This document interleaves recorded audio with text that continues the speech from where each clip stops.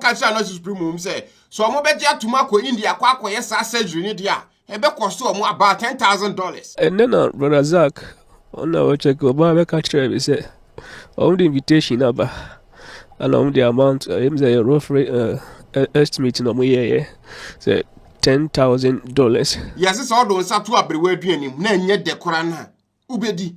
At the time, na break Kofi Anokye Supremo boss, and what be here or Bebuan, what yadi are going to know. The Ake Biano, my son Sotia, sent me Moakrana, and I'm on 2 bia, I say, it to me a fasona, and Nami and Soma, and what me Babiano. At that time, when to me show be a yari and him can't and said, Anokye will be a druid, the mean to me well beam. That would have even killed him way faster. Until using on one break within a platform again, or where raising the necessary funds needed for that surgery, which was $10,000. See a number of money too during that interview. Kakrebia obetumi bia sending any money muya na Yenje Lumba Jr. and Kwame Sremo. Number no a 0243 152213. Eno edine ye Emmanuel Kwame Anokye. Again, that number no ya Anokye Supremo number, and your Bra Kofi number. Was on the second number to ja. Ena de toso mienu Augustine Bafo a okano ho a woboa ne ye pa.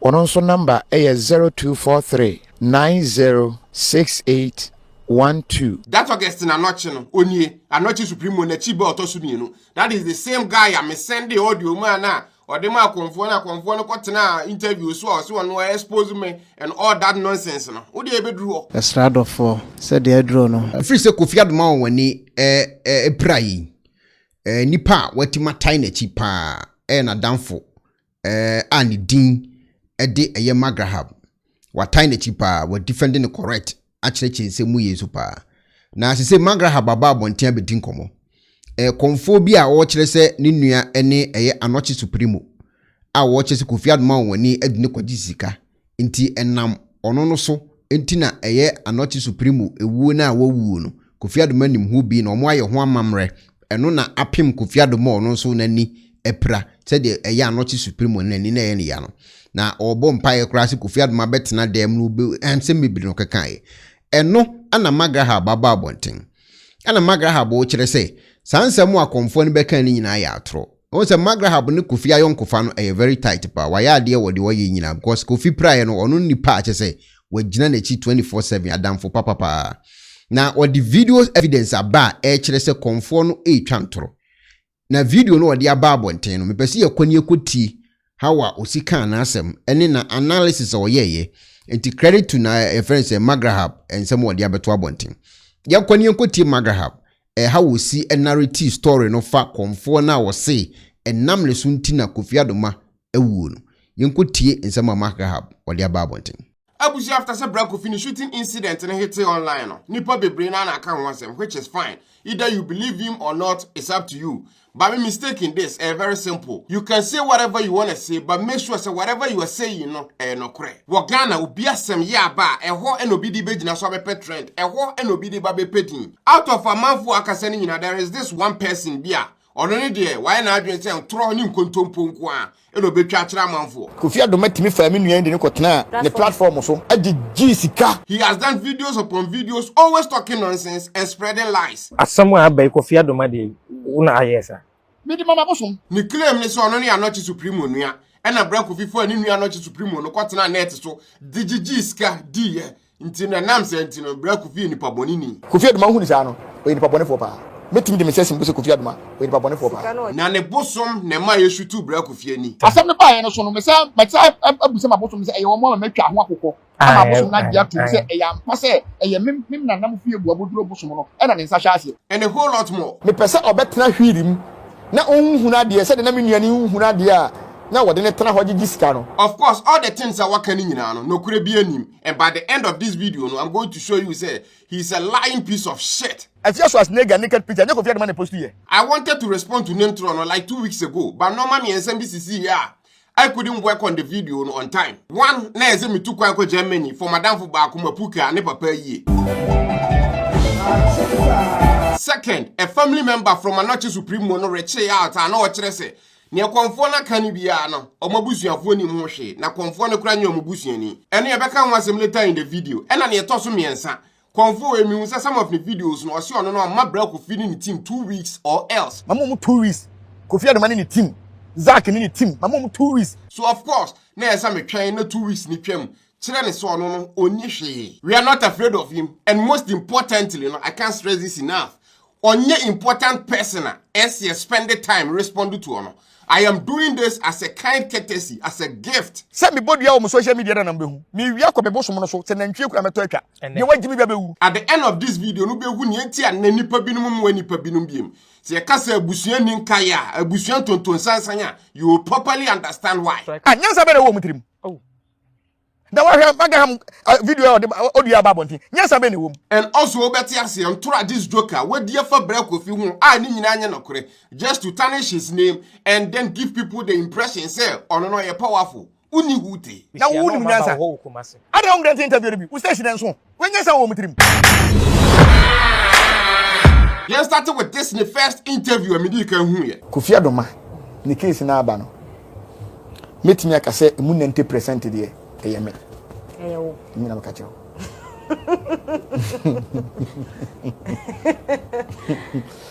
You see so a joker o kan sama ankwada asre because they know say tipa ya duro kura wini bi. Kofi Adoma timi fa me nuan de ne kotena ne platform so adi sika adi me nuan from to India na awrehosema na ewo mu ni say emra wode ni nuanom ko ho no me nuanom mienu anom kan mo ye wo mo ye miensa no o ma ankola ne ye passport se mu nyina mo ko India no akohwe ni nua no emra duru cham se sika eba no Kofi Adoma amfa me nuanom bia nko ono ankasa ene ne namfofo ne fa me nua no ede ne ko India. Always make a man for say time I deal BS in here. So let me give you a backstory to help you properly understand this thing. Magraheb Kofi launched the Kofi TV platform on 27th June 2016. During that time, no one was doing live videos at that scale, not even big radio stations in Ghana. Time was scarce and it became an instant hit because of a man for our interview at the time. A man for like Kum Chacha, Lutrot, Virgin Pastor, Bukom Banku, Aite Powers, Equiadonko, A+, Woyomi. The list is very long. Paul wadi 120 years so wo ya nemfaso hwamanim baby face me na wo nya memfaso sister dey asem na wuti aburo kire wa akeka no ka dem say me nkode nkyira bo ase. Most of these people na ya tie omo voices pain but na ye hu omo da but because of Kofi TV ntino na ye tim hwe omo directly on our phones. Obi a wawuri obi aye de na kwato nsan prison 20 years opia. So the brand name Kofi TV no ba big, not because of just the interviews are now here. But for example, as same team Ghana, within 30 minutes, you'll be watching it live on Kofi TV. The first time I brought Kofi interview at Anokye Supremo was March 7, 2017. I brought one for an interview within the multimedia building hall. After that interview, I brought Kofi interview beam until 25th November 2018. A full 1 year and 8 months later. By the way, everything I make on behind is online. You know, Kofi channel, so you can go search it yourself and then verify. During their second interview, that was when Anokye Supremo yari no hiamwa. During that time, Magraheb Kofi artisan was USA. But he send the pictures and videos, man, and we try to go to so short. Back Ghana. So about the boy using the platform, no. There you know you appeal for fans, send a bay Anokye Supremo being scared necessary for the surgery and all kwakwe. Na me na makwantu mu a me ni machincha ya. Na videos a share ye eba ye. Ene messages na eba wo me inbox. Me kenkan na me say adan de na atu me ni. E bi say Anokye de say before the Magraheb Kofi free quantum bedru Ghana no. Now already no more the kind the Anokye Supremo akoko other interviews are no more appealing for fans starting from Power FM. How are you coping? Magraheb Kofi easy me pese me so o afidie so my brepa pensi am firm first 2 weeks you know sunti sa kwada nti madam for bi ba o ye DJ no si no masa ade we se ma won fan hye dem e di pia bontia ma adofo abambi eni se wo de ko ka share Adoma Prempe. Okay. Power FM. And I am interview a man about bontia. And the dusty interview no hits FM. Me sorry na me no. Papa ma tisi so kwa man for that year mo. Media me. That time na arena started. Na start here March. Sister sending interview no Adoma. America na wani benkum na ya uhu ade. And many more. sika omunya from all those interviews no eno ena na Anokye Supremo de hospital de ye test de to anuro ne ye kekan ka ho. So some of the tests omudi kan ye no ene na mark doctors ni was okay. Niama na ni ya kese no is because of say tumor ena woni train. Timi mama Helena ona na we ye bibia nyesika se mo aye din ba obone homodin ema mi koye CT scan no. Edical eye clinic or cultural. Me koye no muso mu hia ENT specialist. Ona wo hwa obi hu ade kro ne ye. Ikonya bi e wo La Paz Community Hospital. Nti ono hwa no wo say ade no tumor na e wo me left side ha and e pushi me ni no. Ba ohunhu ni ye. Nti mi san koye another scan MRI. Nti enyi na wie na de kɔhwɛ na afɔ cash okay. O my 1 week bi na ye koye. Ana o ka say o mo hu die wo mu. Na ni nyina ne say on be me operation. There so am surgery no mu yitu money free team say na be ya bibia be come back to normal. According to Anokye Supremo na kasa no say surgery at the time no na be cost no 10,000 Ghana cedis. A doctor for actually how much obehia? Doctor no no ka say me prepare mo 10,000 plus 10,000 Ghana cedis and above, which is 100 million years true. That 10,000 Ghana cedis no Anokye Supremo busu ani bia ama say Anokye just 10,000 we never koye surgery na honto. None of them. Black Kofi bedru Ghana or Anokye Supremo for an interview or call live on Facebook to appeal for funds to get that 10,000 cedis for the surgery no. It took him 13 minutes to raise that 10,000 cedis figure. So football to a frey no say okay. Sa 10,000 me ametu ade a chia momra meche. 13 minutes. It is my responsibility to be me aboa ama operation na Anokye so. At the time, now Anokye Supremo manager, no managing the affairs in any dinde Zach Isaac. Former for him no. So your artist now a manager, for example, to some extent, no. Some manager no and manage your life. We show sa obebo onye ma obe release events sa obeko. Sometimes atade a obe shekora no. O manager no any decide. Nti o manager no aba beda na o maame, o papa, o bibia, especially back then about 7 years ago no. Wabusuafo doesn't come into the picture anymore unless the artist and talent no explicitly requires or requests it. Again, you can verify this also. Skawi pa anka mean say so mu dia yenwumbi. Na afedie and I almost forgot. During that time, even though said that 10,000 figure no more raise here, you know. Black Kofi felt like okay, be a man for an air at the time, no. Ebinum super person beboa. Ntina ye so ade number bi to dwa se ne be ya man for person eboa no, on betimi asend this card to so. E ho na Black Kofi be chirem so no na mfa ne number nto nyi you obi scam ma no. Said the onim se me ye no most the interview bia no. Me ye na se eba ne se nipa no ebehia emoa menyeji sika no de me ye ne se me manipa na ankasa de ne number atudwa ana o ma Anokye Supremo no ankasa de ne number tudwa enti number bi wo ho a obi betumi afrew e wo so na ebia opeso o hye nkran opeso no bompa ye opese oboa o sika famu 0 tunya botre na bobo na boko 0243 15 2213 abuzu obi o hwe bia betimi acheke die wasa momo number no so no eye Emmanuel Kwame Anokye Supremo ono ankasa ne number enye Black Kofi number ana Black Kofi din enti we any number e bia opese ofre DL Junior na ne din komo o hye ne nkran wo mo bia o de beboa no we ne number obetumi afre what that interview no Black Kofi sha Anokye Supremo bo se mmoa bia obehia no owo ho ma no dia aka ekye bia no o ma yaso nso te a se ntimi mmoa kra na anamontuo bia ese yetumi efa so na enam yenso ma emmoa timi ba bia no ebehwe na yetumi atusa anamono ndi if za Komfoɔ we kwotena ba bia akoka se Black Kofi na de ne phone number akoto ejije Anokye Supremo hu ska no kure bi anim and not just this interview bia Black Kofi na Anokye Supremo ye bia no omo no akasa ene de numbers to dwa none was ever Black Kofi's number anani din. That interview no omo ye no 25th November 2018 me yare ye pia bontin me wo ha no obi afrɛ me February nyabotre Black Kofi beba why nyabotre Black Kofi beba nyame ntrawo wa be ya mansan nyina nufuo a obi anu ma no bie yankopon mo ho ban ma me. After say interview no always na Black Kofi fra Anokye Supremo to check on him how an yade na progress fa bribia no me frɛ Anokye sɛ menua na empom te sɛn ofra na kyɛ sɛ ne kasa mu kura no hunu sɛ da bi Menu ebre ye pa. Because the 10,000 cedis for the surgery, no na komonya. So everything from that point should have been straightforward. But Wakana, things didn't go like that. 3 weeks after their previous interview, no money the amount needed for the surgery, no. There was no progress. Then actually no ese kolebu test ahodo ekokoso na de ese mpanimfo ye no wo mo atumi aye. Na test no ba ko etimi di be 1 week na results emaye. Ebitimi 2 weeks. The two months and then trim no, it was getting bigger and bigger. A grew to the level say akate na nina mienu no so from the insider. Na nina mienu nyina hu hwe. Na nwumre me frɛ no na tebie no emu eden na me yese da bi.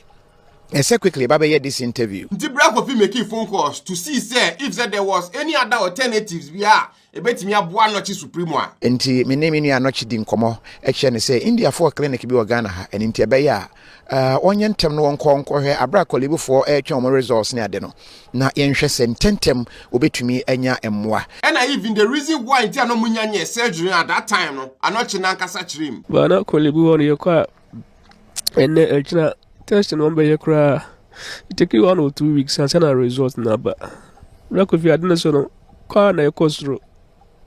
Do na jukra mi ntimi na kra na me bre.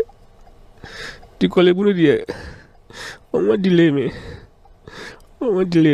At that time, you could understand the pain and frustration and Anokye Supremo you go through. Na eya almost den. Biopsy na mo ye no. Na almost suspect say be a cancerous. Into the result in the bio na cancer no. Afi no there was mo de me fa test in the labs no. Kopin zo be hu ade kra ye me. Saa time no, na Komfoɔ ni hu se na busuani yare. Na bosom no nya nyihwe nkyere no. Wa mo manfa Anokye Supremo ama na so ye so. Wan send your musika so monye fa nkonkoye hwe. Hell, I don't think say even phone call cross friend bi. Okay, test na. Date de be ma wan say na results na be ba no. Kofi na din. Adunu so ya na eye kase. Ba na eba. Why say affect me anyway. Why say no so hu ade. Na Kofi adikan ni Anokye Supremo akasa. Sese kolebufu delay with the test na so okokoye ba ko na next week na be ba bra de na wo team no kese na ya. Then there is an Indian clinic bi wa Accra test no ho na private nti ukwa hopefully ni e bi a ho na de no ma be faster than kolebu. You call you drew doctor and then inside board table so say what delay I didn't too much. What delay not too much.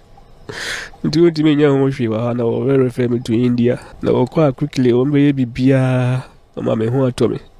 Dia no be here your passport in the poor becoming passport. Oh, didn't you command? Don't any break. Say any many ya yebeko. Now so the decision to go to India was not made by Kofi. It was Dr. Sokoto or more Satesa no Indian clinic one or more suggestion. And Anokye Supremo ni pakro in the hospital one. Omujitum. As a matter of fact, say Indian clinic work no Kofi kura nko hobi. Nti omo call ya sa clinic ni wie bibia no. E na omo ka cha Anokye Supremo say, so omo beje atuma ko India kwa akoye sa surgery ni dia. E be cost omo about $10,000. And then brother Zach, on our check oba be ka try be say, on the invitation aba. Along the amount him say rough estimate no mo ye say $10,000. Yes, it's all those to abrewe aduanim na enye dekora na. Ubedi at the time na Kofi asha Anokye Supremo bo say mo bi ohia no obeboa no woni yade yakwantuo no. Bi aka kire bia no o ma yaso nso te a. Se ntimi mo akora na anamontuo bia ese yetumi efa so na enam yeso ma emwa timi ba bia no. Ebehwe. At that time when timi hwe obi o yare anim kan kire ne say Anokye baby edru de mintimi muwa obiem. That would have even killed him way faster. Until using on one Kofi platform again, no, or boy raise the necessary funds needed for that surgery, no, which was $10,000. No, see a number of money too during that interview. Kakra bia obetumi bia send n'animu ya na Yenje Lumba Junior enkwa mesremo. Number no 0243 152213. Eno edine ye Emmanuel Kwame Anokye. Again, that number no ya Anokye Supremo number, enye Kofi number. Was on the second number to dwa. Ena de toso mienu Augustine Bafo a oka ne ho a wo boa ne ye pa. Ono nso number 0243 906812. That Augustine Anokye no onye Anokye Supremo na chibe otoso mienu. That is the same guy I me send the audio man na or the ma Komfoɔ no kɔtena interview so no expose me and all that nonsense no. Wo dey be draw. Estrado for said the draw no. More de shy as no. Mo nko so amoy. And then just the numbers no kwa na Brakofi di to dwa. Send the bank account number to dwa. What with the account number no to dwa. But mobile no ye more simpler, but my fa account number no enka ho. Di na wo so no Emmanuel Kwame Anokye sa ye nua be my account number. Emmanuel Bafo Anokye. Okay. A bank be ya? Ecobank. Okay. Enti Ecobank number no 07030145114817001. Na Brakofi bisa Anokye Supremo say doctors na was Indian clinic na wo Ghana no. Okọ no de na no mo se ha no. Ni Anokye na kan ye ni. Doctor na okoto na oye say yen refer quickly in India no otumi ka problem no say the be what the problem is. On the kaze tumo. Na ayekase. Ndira dise aba me nim nyina afa me nim ni me ni me no nyina ni manum. Dia nto manum kra me ntehwe. Timi ni di. Adia mi timi no mani kubensu. Again, that interview, no, on 18 December 2018. Na yesen komodi Anokye fly from Ghana to India on the 26th of December 2018. But normal bi babe boom, tino date omo actually fly from Ghana no was 31st December 2018. Anokye na actually. But there na ma edile kakra sa. The ma edile ni say na omo 50 ka ombenya Emirates. But now we say my situation tino also mama assistant. Then also I'm feeling for being taking some weeks and son or my accept now if I'm that assistant. But to move my situation almost no. I was so much in bed anymore, no much in bed anymore. A baby scene. And yes, I did come next week. Anokye Supremo nanka sa chire him say o do Ghana for dan e dey chire no. Na yes no nko. After we had that interview no. I'm on for extra or drop Pennyfo se no teenager ho no. On anim ha we hyehye ne fa. During that time, Komfoɔ na ma meka say Anokye Supremo way. Men go India no now kwa ubewu debida. And even if he did, that decision to go to India no, was made by Anokye Supremo, the manager, not Brakofi. I'm for them with then a ditcher me that moment, that interview now be from there no. Brakofi dia hodi be shame mu. Brakofi was a friend to Anokye Supremo at a very critical time when a life he gave him support, help and love. Many sure say some of the family members kurano onya sa odoni from ho. Brakofi nyam no kopon ntra. What coming ho me ya odi nyina mu. Ona ma wiase atime nka. Ona bon ho dawro. Me dawase pa woni awaye. And also Anokye Supremo. Na adwen kan na otimi didi otimi kasa otimi nante otimi ye bibia. And then decided to go to India for that surgery. Na awrehosema na ewo mu ni se emra wode ni nuanom ko ho no. Ya no kon minuanom mienu anom kan mo ye wo mo ye miensa no o ma nkola ne ye passport se mu nyina mo ko India no akohwe ne nua no emle duru tam se sika eba no Kofi Adoma amfa minuanom bia nko ono ankasa ene ne namfofo ne fa minua no ede ne ko India ko en operation we no kura bi anim video we time Anokye Supremo e ko India no nipa ne nsa da Anokye Supremo kon mu no Anokye Supremo ni nua na chiba the same guy ya Komfoɔ no se Samoa no efre me Samoa na di Anokye achi na o se yima na am se Asamoa no so o bla yale o am se o ne hen na o so o nani na am se twen na me mfre suman me frɛ me yamakasa mabosom a me no mo na mbusa no mo se da bi ma ye mfa ne nko broni fie na se ye ko bie ne tiri so anase ye de pane ye kora wona obewu the same guy ya wo se ofre wo no. That same guy na ekwa koje ni nua kwan wo airport no. Dem wo mama san frɛ fie bosom sa frɛ friends e boabodro ade to nanim na o se da bi ehu hia e mo kyerɛ aduru a ye mfa nso menye na nani no ekuro be wu am nani na dai atwetwe. And again bosom ne kyerɛ na duro no. Sa duro kro no ankwa ka Anokye Supremo nsa. I guess na Komfoɔ no were too busy to the point say nipa now o claim so ye ne dehye no. Now onya ne priority at the time because why no yare no wakwa na duro say duro we say nje nanom ohun beto na nipa no be kansa mennom di ntia na Anokye Supremo ekɔ India so kwa konya yare sa na so betimi anya sa yare hwe no e wo Ghana di ntia nka onye. The fact of the matter ne say you never cared for Anokye Supremo. You didn't care if he lived or died. What you say? And then a social media abafo and okwa no be platform so say obi din say na be ya be create some impression bit so powerful. You are not powerful. You are a jackass. O man kola ne ye passport. Se mu nyina mo ko India no akohwe ne nua no. Emle duru tam se sika eba no. Kofi Adoma amfa me nua no bia anko ono ankasa ene ne namfofo ne fa me nua no e de ne ko India. And also, this is very important. Bra Kofi never went to India with Anokye Supremo. As a matter of fact, Bra Kofi nko India da one life at that time no na Anokye Supremo nuanom kan ho time na mo airport wo no. Momfro mo mi so am say Bra Kofi ko India ni bia na wan ko bi. That day Anokye Supremo ne manager Zach ene ko India no. The video is there. India ya ko ekura no nyame na ye dan ye doctors no na ye dan because bibia doctors no be bibia e be fi nyankopon. If se Komfoɔ we so na Anokye Supremo nuanom kasa enna nko bi sa se hwan ne ko India na me so se nko mbeka akire. And most importantly, so ye Komfoɔ papa enka ohun se Bra Kofi India na nka wanko bi. And during that time na wabosom na deda. Anokye nti ye beda se. Bra Kofi be me da se bebre. Mr. Ghana for nyina se mo ko nsra. Mo nsra Bra Kofi mame. Se wa gina mama me. Waboa me pa na me nim de me kampo e de ada na se. Anka ye Komfoɔ papa wo so ye powerful wo dwi mu nua Anokye Supremo ho a. Anka betimi ye bibi amanesi Anokye Supremo kwan a anka e mani nko India nimpo. None of that. Anna better yet, ka betimi amane dura no maka tumo no kra be yire free ni team. We kra kira me say wo nua Anokye Supremo no never had faith or believed in you in the first place to begin with. Me da masi bebre se mo anyi mi ama. Ne mo maka me ho.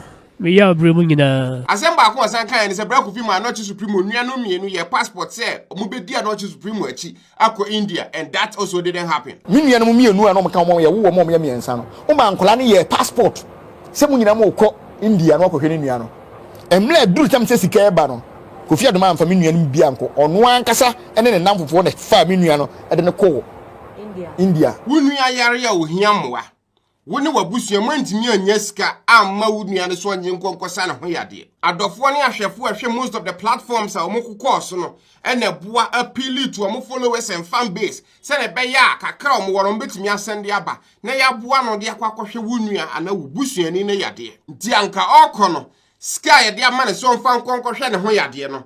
Oyeso yusu sa sika na bi di twa plane ticket ma wo nua no mienu no san ka ne ho di nachi di ne ko India. Nti instead of so mu twa plane ticket 2 for Anokye Supremo ne manager no san ko mu twa 4 for Anokye Supremo ne manager na ne nua no mienu no nso. Second mu kokodru India instead of some beje one hotel room no so mu gi 2 days so mu be di no India aduane o mu be di bia no instead of say be ni pa 2 ana Anokye de fa so yare ni pa ba ko aduane no da bi ebe ni pa miensa or even 4 sa extra expenses ni nyina no nya Komfoɔ no na diska aba so amokwa no mo use say scan for sa de no da bi ska adofo de aba say Anokye Supremo fa nkonkosa ne ho yade no say scan na ye kwa kodidi afiri. Does that make any sense to you? Timla Anokye kwakwasa mo frem say nana odi Anokye ko ya nko bi na me se munye din mo de funu beba e one more little thing nipa wo say Anokye Supremo ko India e di funu beba no wo pese still mabusuafo mienu san ka ne ho all the same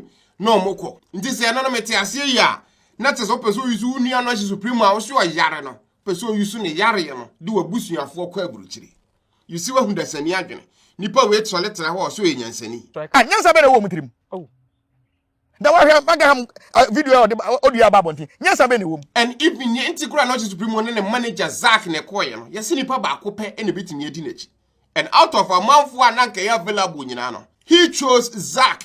Yeah, that should tell you something. Timla Anokye kwakwasa mo frem say odi Anokye ko ya nko bi na me se munye din mo de funu beba se wana ukumia anya bi na mkumia because ni aka kire say na besi nipa we ene se Anokye Supremo ye ne dehia ni wu a wawu no ye ne ya chenhwe we wiase no, and most of the things that we can for Bra Kofi mu nyina yo ntro complete lies. Me fa say me to sisi yi me ho abasem na se opese oboa me a se obetimi me number to dwa na adofo aboa me ye musa Kofi Adoma say when number na odi giska no e ono ankasa ne number. Not a single time and a Bra Kofi ye video in regards to Anokye Supremo odi ono ankasa ne number to dwada. Every time it's either say Anokye Supremo na ankasa Anokye Supremo near Augustine and nasa Anokye Supremo manager Zach omu numbers na all the time odi to dwa. Kofi Adoma na ankasa personal number and na social media for every any skesi so complete lie.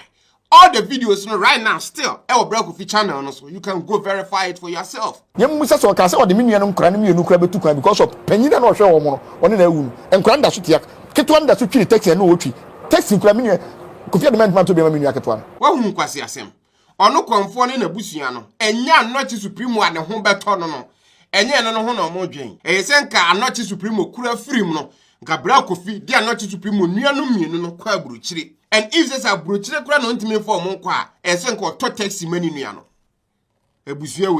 abusua wei sika na omo hia na dollar o India ye ni cedis wo ho ye mu sese enkwala mienu nu a omo wo ho no de na de ye bo awo na Anokye soso awo ne bakura na bu sese de na de ye no ni nyina sa beda nkwala mienu ya so submitted on gratefulness of this guy over ne bra Kofi ye mo ne busuafo na omantimi anana so omantimi anshow appreciation na ne na sidania Kofi Adoma me bompa ye se na ni mom de emfira na mom na so wo ho se de be ya yakasa obeti na ye musa ne se upon sending minion no or name Kolani Kasana. Let me show you a few of the things Abraham Kofi even after Anokye Supremo call India. Time Abraham Kofi using the platform, they solicited for funds for the $10,000 na no here for the surgery na no mkwako in India. No. According to Anokye Supremo manager Zach, or Cisco Munyayan was $15,000. Roughly, Mam says sky no close to $15,000 for the boy. This interview Abraham Kofi on the 14th January 2019. At that time, no Anokye Supremo papa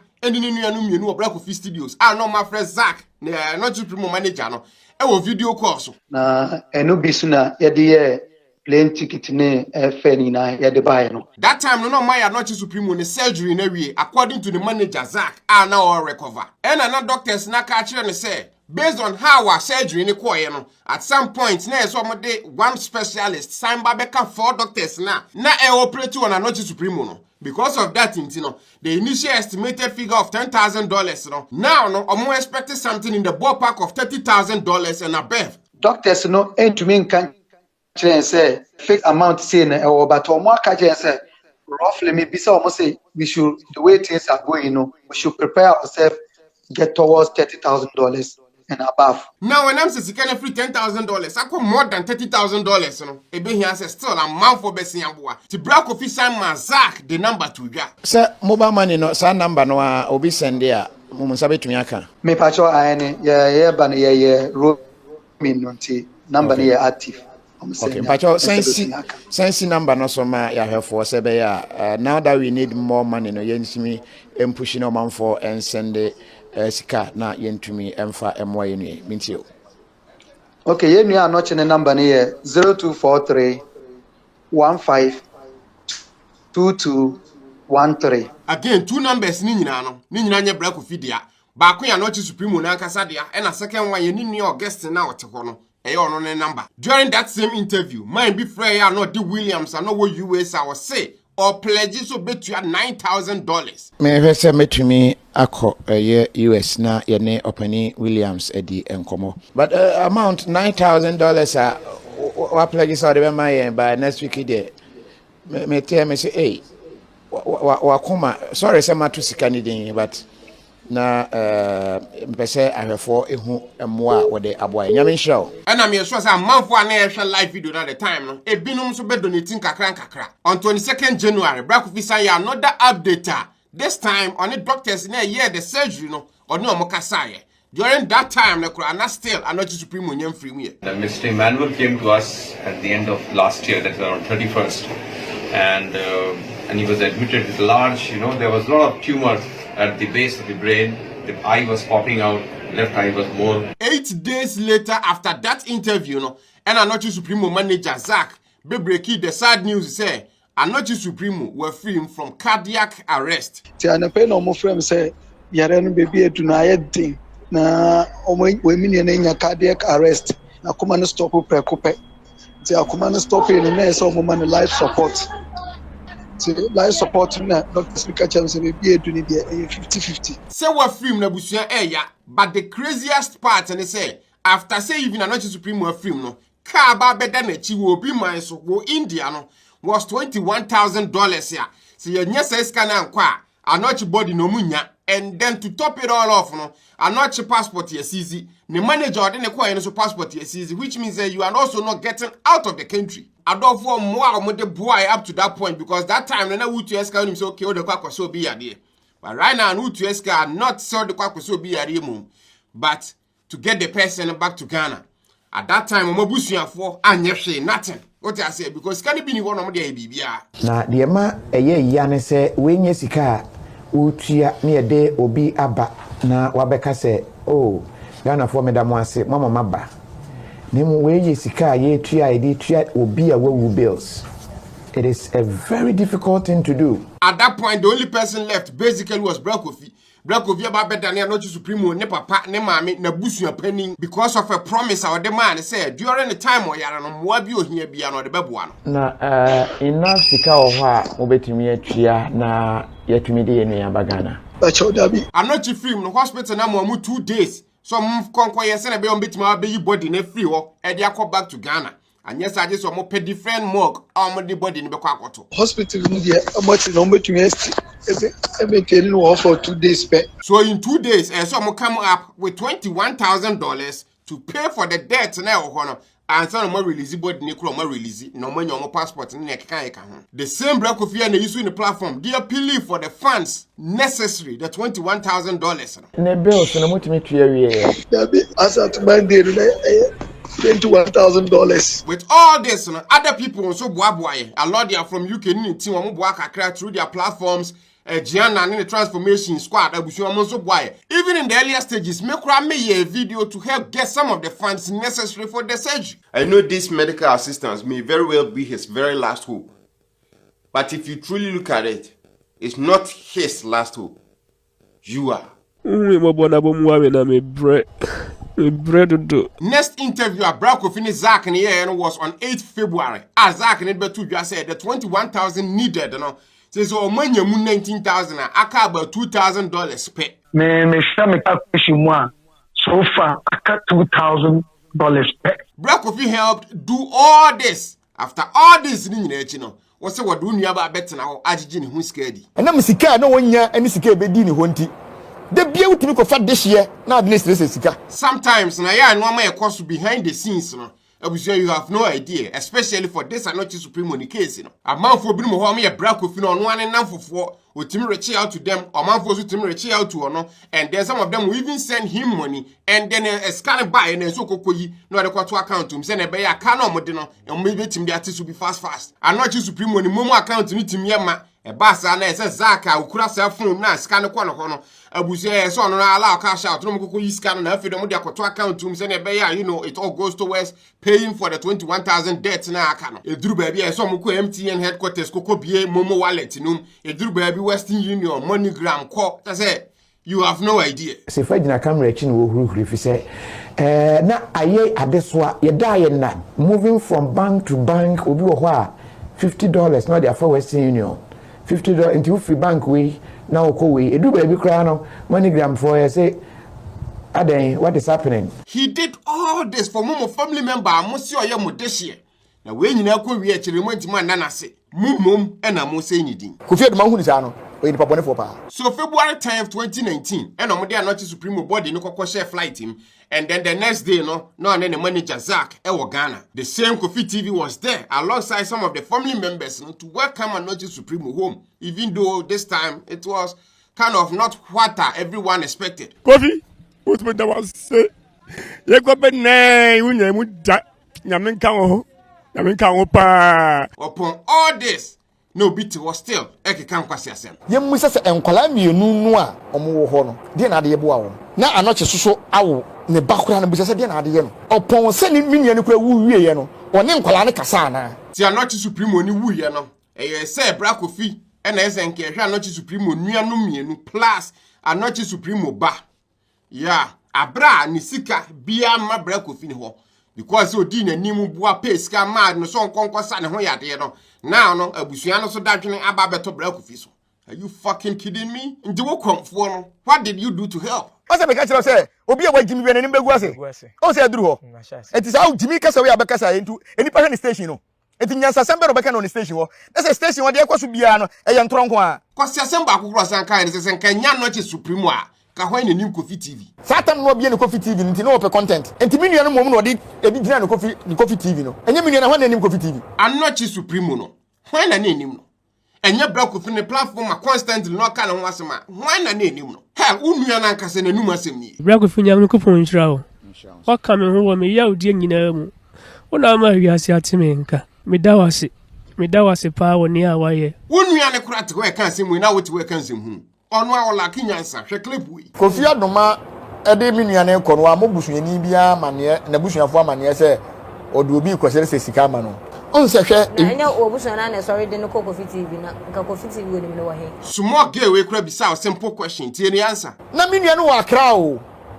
enti wo ya star ni ntino eni ba bebre o atitiri fo bebre etua sika o no disrespect to Anokye Supremo ye can star winim star wo unuano no ye artist ne hit song ba ko ne ne amafo be hu unuano simply for the fact say not to the lumba nyom obi a na spend years and years and years they are building on a career and unuan try so oba be imitate no oba beto ne nyom address it so no akasa te so no hell ono akasa for any din Daddy Lumba Junior de to ne ho so ekoya do some points be say sometimes ne frɛ no ma ne be perform amafo bi no program ase to Daddy Lumba nyom e duru ba bi Daddy Lumba had to sue him because they no infringe on the IP, the intellectual property so, or infringe on the copyright so, and then at some point you know stop with and on not find it Anokye Supremo. The veteran high life musician has sued Kwame Anokye, who calls himself Daddy Lumba Jr. He says the impersonation of Kwame Anokye as Daddy Lumba Jr.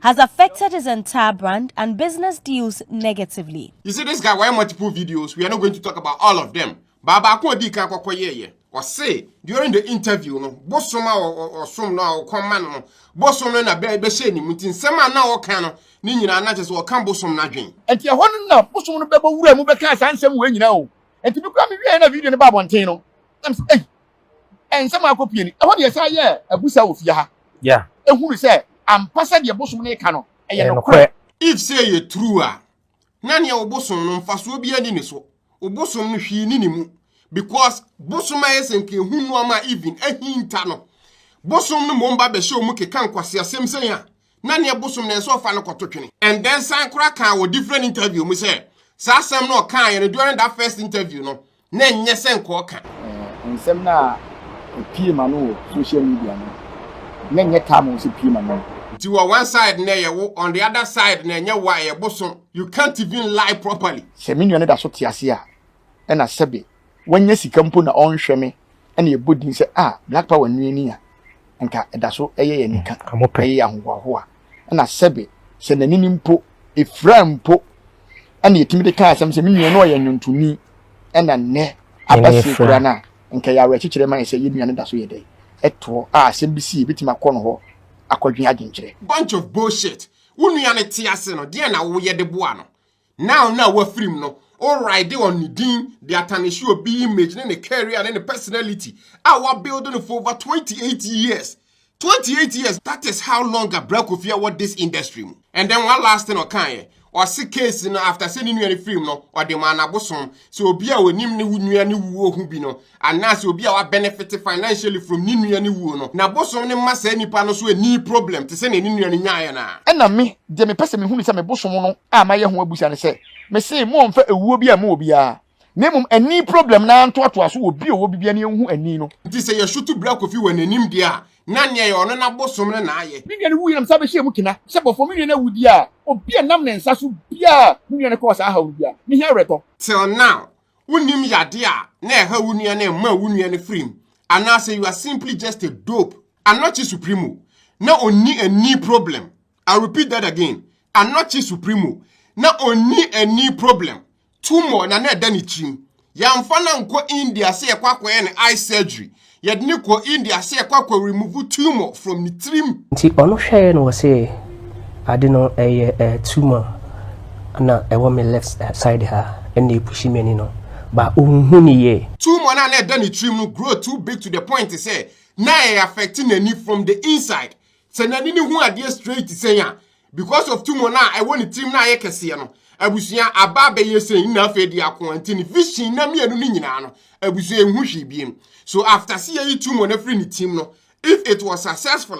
nani bounces back to normal nothing wrong with the eyes when nyame na meka Anokye Supremo na ne kan ne koye na omo hweye ana omo se mani no de omo hu se enye ahwe but omo suspect se bibi wo mitri mu as had the corner e push mani no out the situation akwa yesesebe oba onyem at some point in the furu be kese the moment you be no afro no goes back to normal nipa afro betimi ayekese mu betimi abai but nipa ti That is not how it is. Because 3A hard bone and kasa.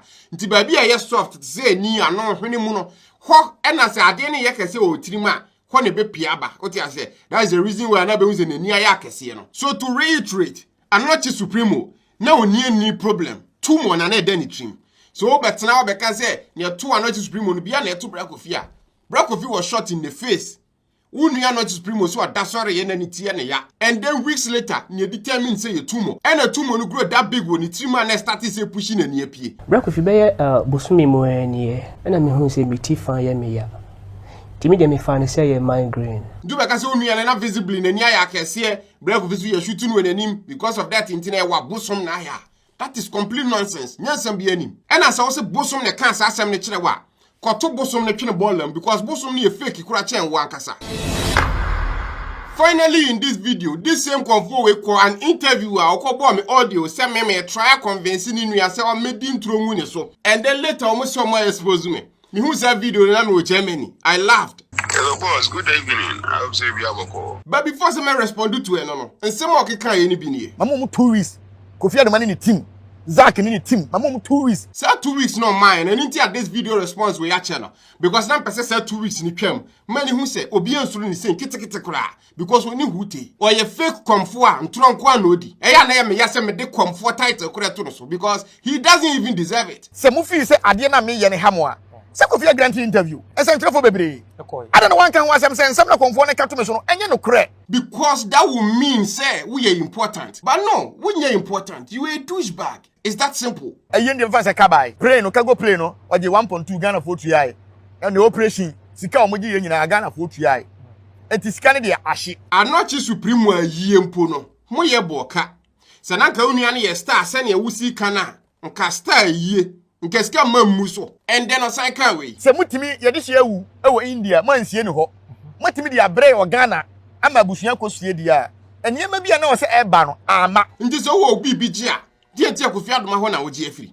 Anyenye bia India no kobi. Time Azak do unu Anokye Supremo bag bedru Kotoka airport no. Na bag ne de rubber afa ho nyina. Anyenye bia obi hu se Bra Kofi kwatete bag na no de camera to so anasa oje bag ni kokosi ni fie ana. Me bag ni na Anokye no bag ni. Ti eye 2 hand luggage nti me check on de ne in. Na part o say oni me manya no. Enti asem we no won ka ho ba wode ne ho behwem. Se meni nanya. Oh, meni nanya. Oh, meni nanya. Sana nka wo ya masofu bi ho ati. Me say meni nanya. Di after no ana obo audio a me send or guesting guy no. Hello boss, good evening. I hope so you have a call. Mami kati no halete be boss audio so no. After no ana o say audio no kura o mobiem. Na ne aka no be kwa kobo no different platforms so. Record me boni nyina o. Me say ko bobi de aka me kwa ko bobi no station foforo so. Me fa ni nyina ma o. Abuzia me ka kire wo ne. Audio foforo bi ani ho. So timbo even one more audio. Say me de send or guesting guy na.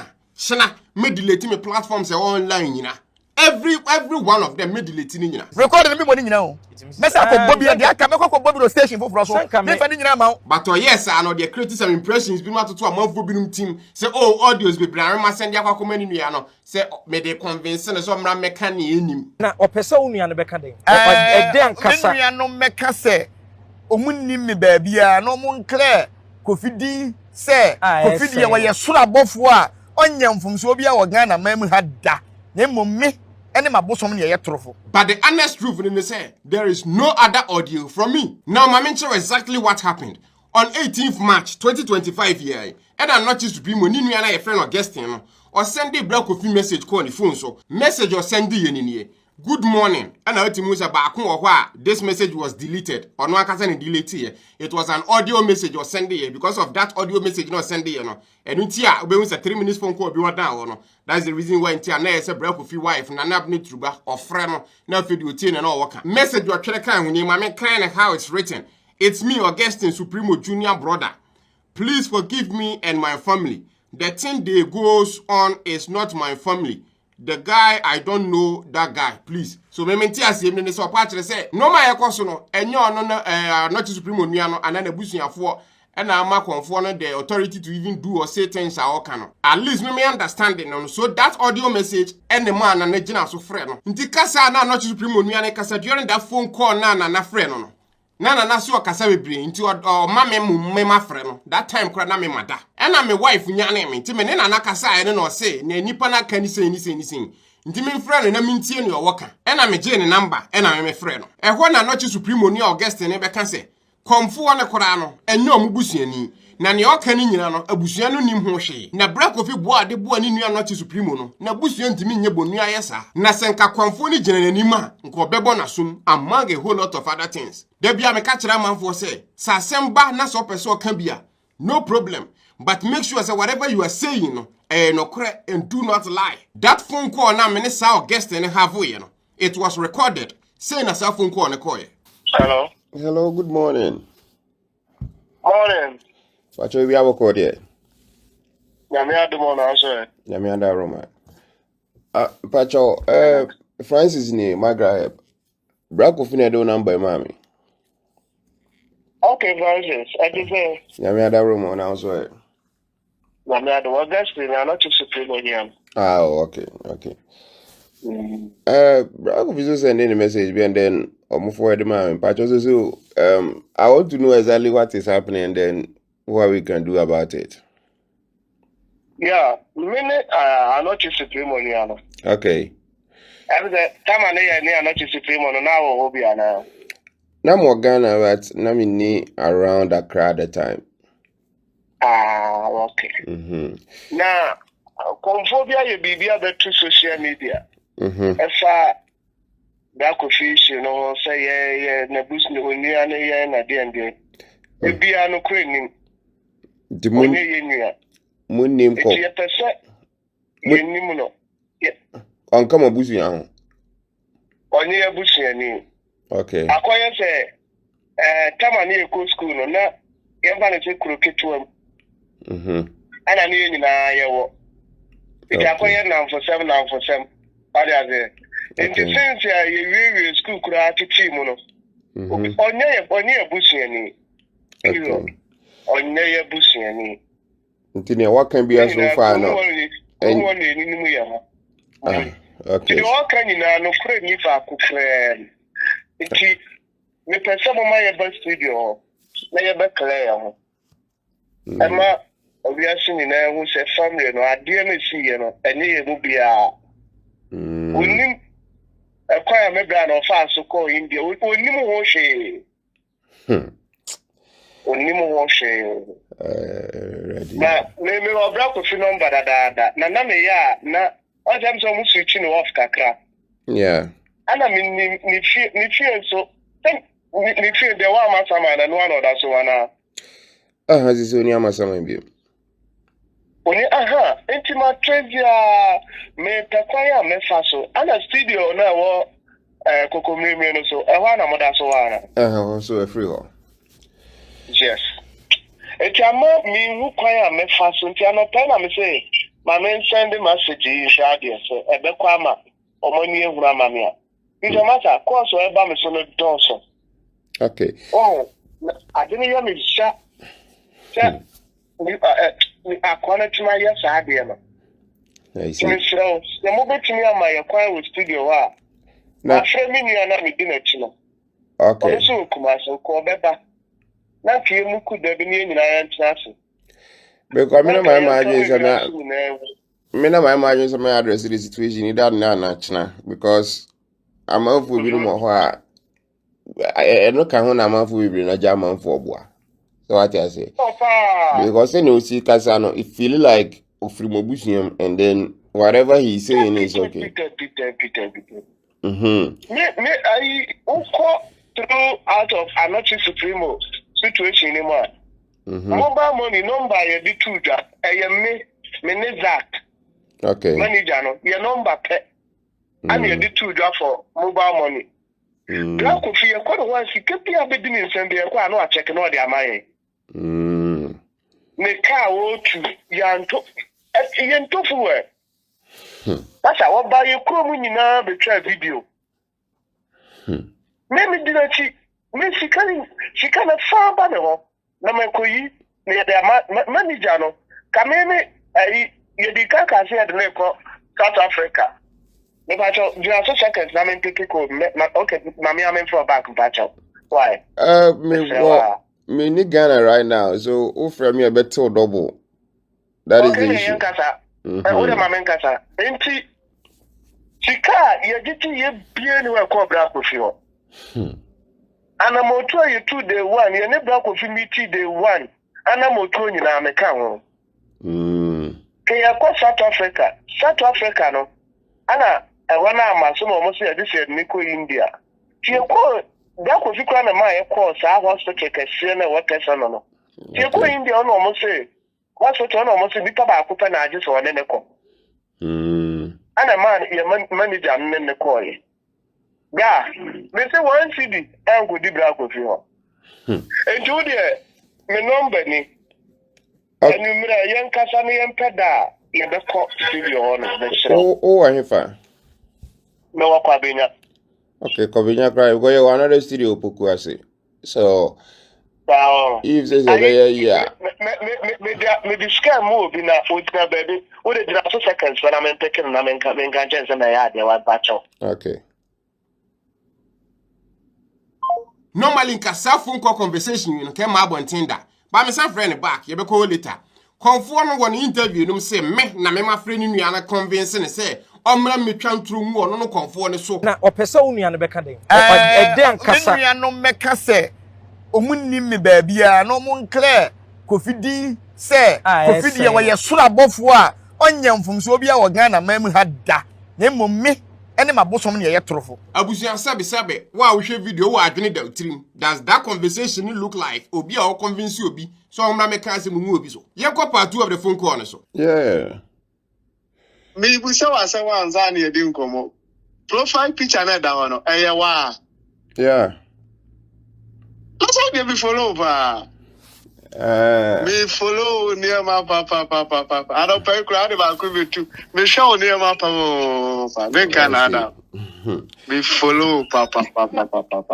Me Canada. Enti me pacho. Dabena opasi here. Because I cannot read now. My plan is I was going to respond to the guy, which is Nana Kachna. But if this is a Neokan India, then probably no. If so can be to my even China career best because me too kind of say Friday. So I say you meet my me in term now me the whole day because if not that they are because now everything was and not just one video so now so it feels like idea ABA free bushim never. And if that is the case, then the response from us will be something different. Now let me pause for a second. That week now, me travel ko Germany for your down from Mapuka ne papa ye. Sanya me Misty Kwambo suni Mapuka ye city nintino. Say ya nkwa ye ni bia, mankwa ye ni bia na enye fine. Ti Misty kwa ne twa me take say kwa Kofi bra na nkwa ye no. And the initial video response na ma plan say me ba be ya fa Komfoɔ ne nsɛm na ekoso ho no. Na me nsɛm na me meka no na be fra da abusuan ni nyina. But so be from abusuan verified person na ba be ka say asɛm a Komfoɔ ne ka no enye nokore. Say ni ya. Then na say me ma abusuan the benefit of the doubt. Na so more clearance bi o ba be clear obo. And sana whatever video I'll do no. I make that video because no really no mean to me nye video mba sure mo abusuan abere obi areche out say ade ne kora no sa anye sa netie. Me conscience kura be bua me for. So I have to pause and then make sure I say whatever video omo person na nsem person omo kan no and no pa bontin we are then whatever video I want to do no then I proceed. And according to a guesting guy no na omo ankasa kura nim how omo betwa video no that was the reason why ntia or person or Babra Kofi studio ho and I say ye mom ni etwa video ni ma no that was the reason why wo dey ento phone call no so Intino say it's not time China Sanka ideas can be for example mun nyina mo be abusuan fi bu akra na ka mun nyina mo ba ode aka metimi asma nipa ma na ba be the video no from mo fie but if say nyet antisa na say mo betimi aba akra China then metimi amamako me wa akra ha me nko am ni nipa me wa ase me nua no kumase etika me be friend nanka ada so betimi asima ba na anwumre ya. Okay, or say I did a bit sure say be also wait to drew Accra na and your back carry to Mama Nako Kofi TV News Studios or and I'll call a recording or explanation because we ain't going to interview. It will be like more come on how is it here? How yes more related to that person. Now for the numbers I'm okay because yes maybe I do know a same mom even more chairman. Me say me ra ho sa sa dan just a call me hook smoke number bi kura ba na me fa na me yama ahwe eti me be frɛ no ɛtena no ma me time anwumra na no pa no say na me kan say ne kura na nipa mbetima bua no another kura mbetima yɛ mbetima akɔba say ntimi ma na say betima ba kyena no pa fine betima yɛ no kyena no pa no o se mo studio na bi wo poku ase kwan so but for I think it's the bigger one instead. They are Kokomemre na. So another one's for Frost and War. To know there's a my friend Amaji location in Amria send the war WhatsApp on as well. Okay. Now I think say now Kasano Kasafa can say the manager, not chain manager at the time. Or no so Zach. And I tell me bisa ni manager no. Manager no ne sa guy ne na sika ne ko mo ho. So if say senchiremu bi wo ho a manager no so betimi aba be chirem bi. But response our guest guy ne de man no. Wo de tie? Zach. Ono de nyame anim ne kure ni me mpesa me ne nani kura ba ye nan. True men can na da. Chairman. Men can na da. Adibia o. On say ayana so ntam ye nye da ye sun ni. Ba wo hwe da ye so a bi wo ho e be yi a kire wa on utimu se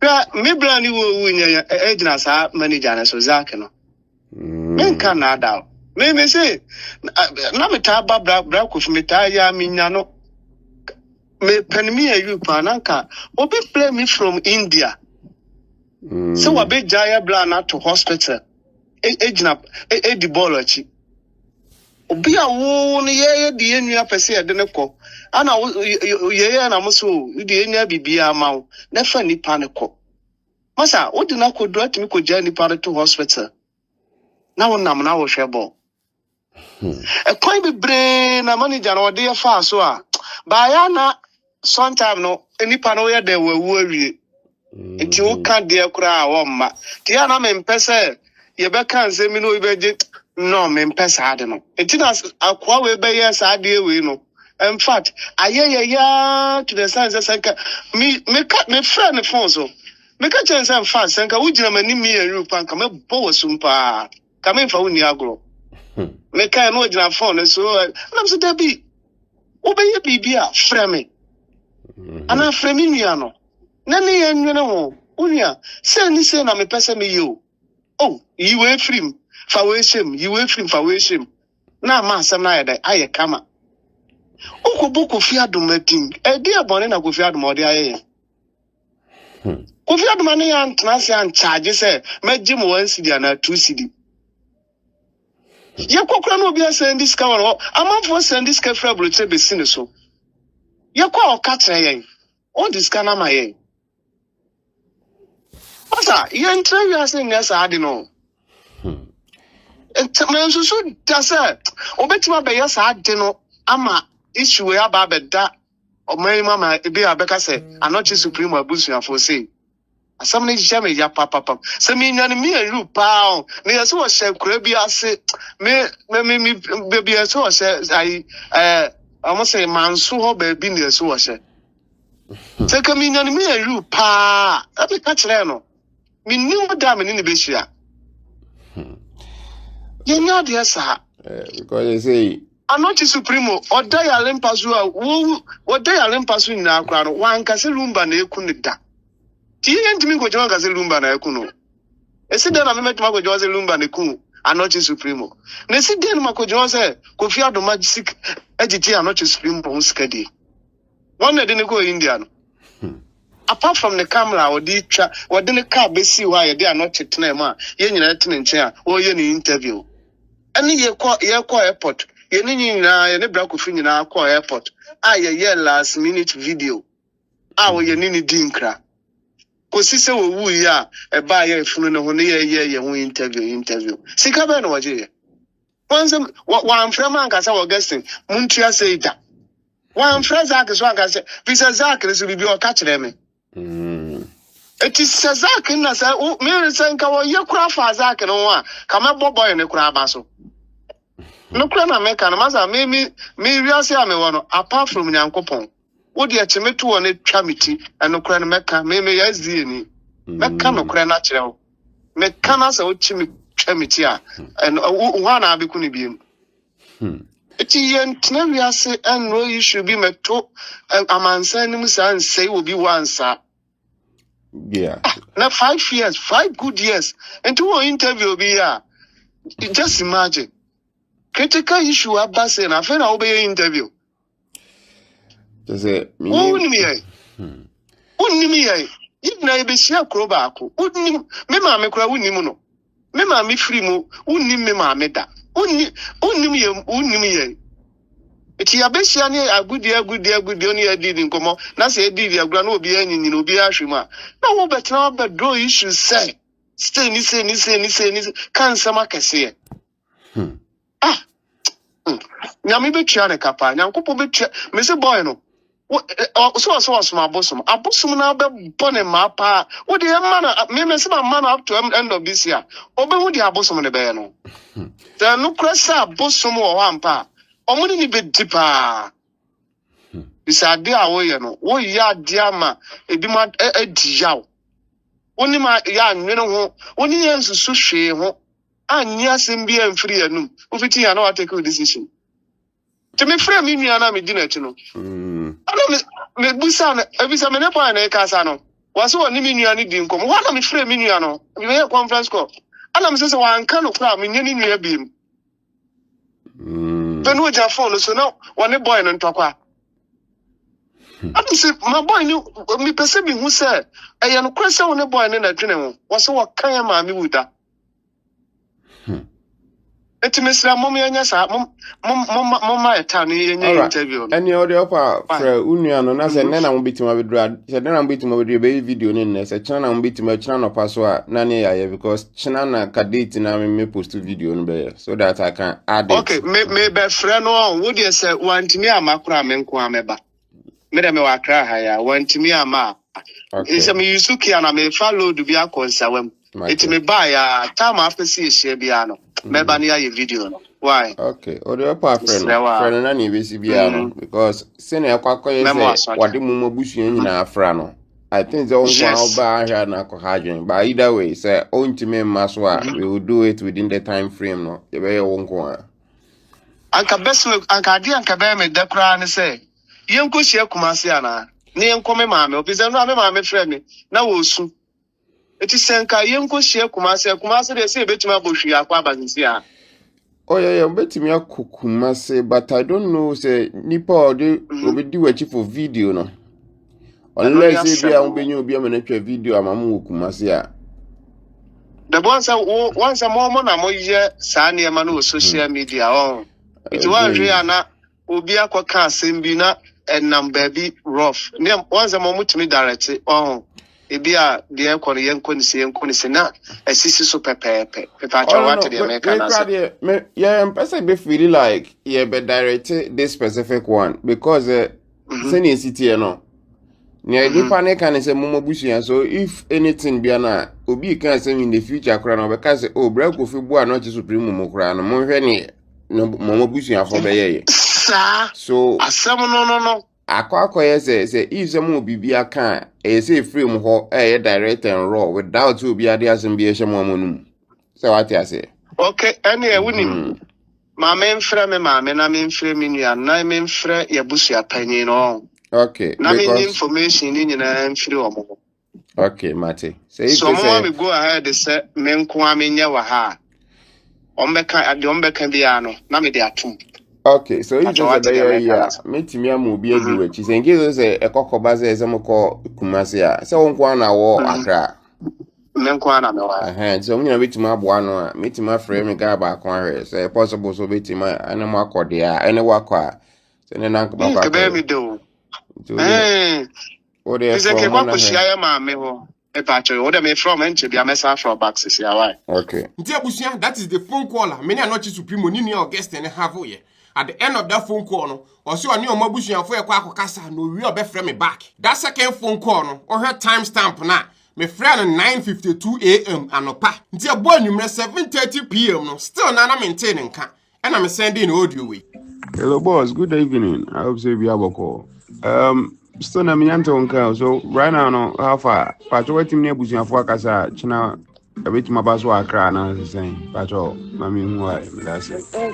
That was the same audio wa Komfoɔ no kɔbɔ no interview no so they expose me no. Hello, boss. Good evening. I hope you have a call. 1 hour later, and a guy never responded with this. I say, okay, wait, I'm calling you. Give me 20 minutes. I'm driving. I'm calling you later. So be frame later within 20 minutes. And then about 1 hour, 30 minutes later, and I'll send the audio way. Okay, Chairman, good evening. Anumere na me frɛ abusua no nyinaa na ɔmo kasae. Na me na ɔmo kasae no. Do ɔmo ka kyerɛ me ne sɛ minya abotre ansa. Na ɔmo pɛ sɛ me ba Kumase na yɛhyia ne yɛkɔ Komfoɔ ne hɔ. Na yɛne ne kɔtena ase. Ebusa no sɛ ɛdeɛ no wahunu ana ɛdeɛ no onim nti a ama na yɛ saa video na bɛto abɔntene no. On kankyerɛ yɛ. Enti si yɛkɔ abusu yɛkɔ hɔ ne yɛne ne kasa wie a ɔmbɛma me go ahead. Ama me ne me papa ne me mamu nyinaa yaba. Na yaba bɛkra bibia wɔ Facebook Kofi TV hɔ. Enti mpacha wote me nka no amama che wanka. Nti 2 hours later, na me hu ni message no, and I'm sending audio way. Hello, boss. I feel my process. I was sending me audio. Yeah, well, waiting when we see who's a mechanic was me no me too quiet, and then what do we call it? I can say my plan is make video about it even China.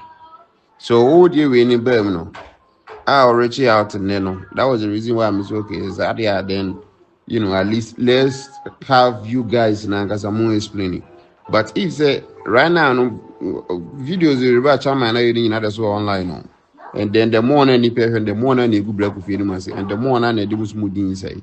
So if just say I feel a consensus about say a self in a mum na more conform or na kwatena kasa and sana mobile video are clear mum bushing and then black will feel from normal cost there. Then it's something there which is it will take longer time and then also no I don't think say conform no cry no babe on the video no babe bomb mama.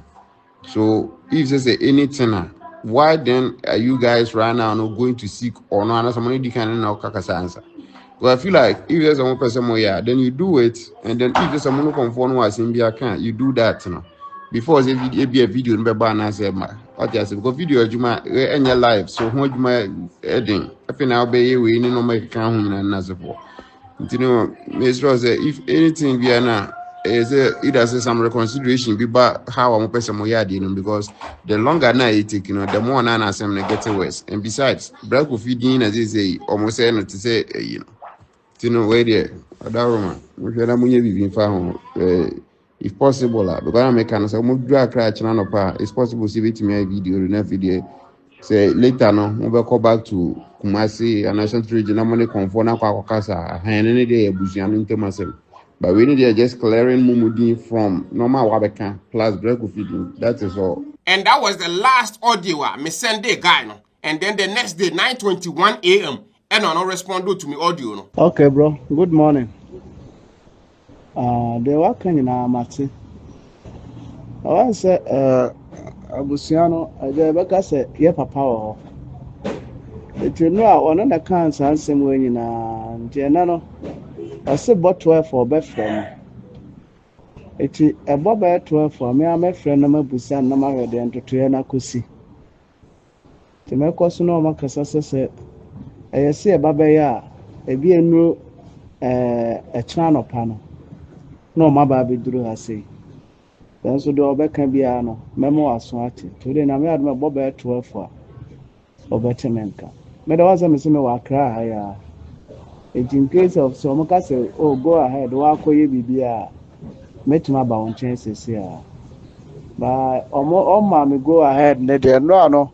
The alcohol almost so training in Oh, mommy, go ahead. They want some meeting for me and take a decision. This send run or more kind of castle. Why you be there? Can a cabana crack my bedroom and check. To the master, mammy, I bought 12 for my men to among my from, and I'm into among Canada this year. No more, mammy. Why? A bought 12 no, me maintaining can. And man sends one rich back beam because at that point the whole thing felt a little bit off to me. Because when I reach out, so person will be clear what bush din. Right now, no, me say okay, you have the opportunity to do so. Even make run back. It's either send you a beer master will bush your fear na person ni penny do what you cook massacre. I'll foot the bill, me money penny do what you could check the video, and that's one will bush and person will Kofi TV studios. I will show you where the location is, then you can do the video. This is a Korea children say, men may Barbara. Nah, that wasn't it. No man sending a crabby. The actual facts of Anokye Supremo, Komfoɔ fake guy, and then black of the whole situation. And only need. As someone see social media, when you want me for a phone crime frame, say, oh, Minya. Like I've demonstrated in this video, no, everything I Komfoɔ can up to this point, our black of Fibiano. Abusiano could be him. Nini and throw send a the best black of feeding, and then also to use it as a catapult to trend. Send a bear man for because oh, Sakwa ways on net my radio a powerful. When you're powerful, power ne kura wini be na four na beka hon. Obian frame me nua ketewa no. Ah wa kra no. E na frame me. Na ka tiam say bla. E wo me say bla e yale ne bae ne e ha wo bia. Nim say ha na so Kofi de ne Kofi bo aye. Na wo senka Kofi de ne wo to wo. Ada minim Kofi dada na. Am say be bla. Ni hia no kra da. Kofi da. Wo Ghana ye timbo obi dua. 1 week na nipa na wu. Ono nkwana na bosom take 6 years to act. Ono nkwana na bosom ya ade a. Abosom na asan beka kire ne se ade we yesi ye. Oh, ye ne ye. Na afi de wateki asa asem no. Da wa betena social media se ma bosom se omo ye powerful. Omo ne kwaso ade we. 6 years later after se me de mabisa de kwato abosom nanim no. Enti asem si a enya me na mabeka asem no mum no so oblemu me. Ne mum so hwe ba bi asem ni firiba. Kakra minim about spiritual things ne se senka bibiti sensi ya no senka ya abosomfo anasa manfo bi na hye akiri a nka ne obesi ni se ebisa bi betimi akoso na afi de show sem ho ba bi ade we firi ban eye haisen bosom we sen wa na konfo we ho and then the family no mum be kwasa abosom ana konfo no ho akwako make sure say omo de yie betu yie ba we de bi antesa so no akonfo no ene san betena na eto so ka say we me ana me yeye and the same konfo kura se time wote wa wakasa no bosom re kwasa mba be hye ni mu ena de kan san sem hunu no tama me sha se me ye adwuma no kra na me ne wuye me ne wuye na sa be hye mu kina and also to platforms omuma ho kwan ma manfo bi ti sem betena so ke kan sem a enye no kore fa manfo bi hu no if say happen once I understand but if say continuously o de say nipa no back and over and over and over and over na say nipa ne sem o kan nyina no kore bi anim ni nyina ye ntro and then you don't go the extra step to verify in sem na nipa ne kan no even the easiest ones krana at some point and to some extent no what's that platform no so you complicit because you big go rob bank na so diskani bi brew na se wudia na police fo ana hwehwemu ba na se ba be chi nipa no ko wie skana wo wudi skana so ka ho obi koku obi no de second brew say second we nam di koku asomasi gisie mame na so oje second ni sia ye be che say nipa na won so ye be ba be chi obi nti those platforms amoma ho kwan ma sad ne happen no munhwe ye because e bia bra Kofi na wanya no easy. A time will come and you'll be an taking easy on you guys like that. A word to the wise. You have a video in here.